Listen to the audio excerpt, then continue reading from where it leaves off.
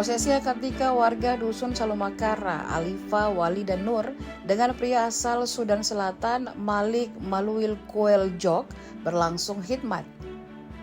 Prosesi akad nikah digelar pada Sabtu 20 Desember 2025. Ijab kabul pernikahan antara warga lokal dengan warga asing atau WNA itu diucapkan menggunakan bahasa Arab. Pernikahan lintas negara dan budaya yang menyita perhatian warga setempat.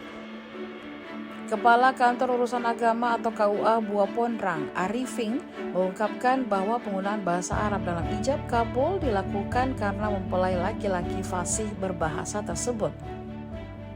Pernikahan lintas negara itu sejatinya telah dipersiapkan jauh dari sebelum akad nikah dilangsungkan. Alumnus UIN Alauddin Makassar itu menyebut pihaknya pertama kali menerima informasi rencana pernikahan tersebut pada awal Oktober 2025. Setelah komunikasi awal, kata Arifing, keluarga calon mempelai perempuan kemudian mendatangi KUA untuk mendaftarkan rencana pernikahan tersebut secara resmi. Sementara itu, calon mempelai pria baru tiba di Kabupaten Luwu sehari sebelum akad nikah.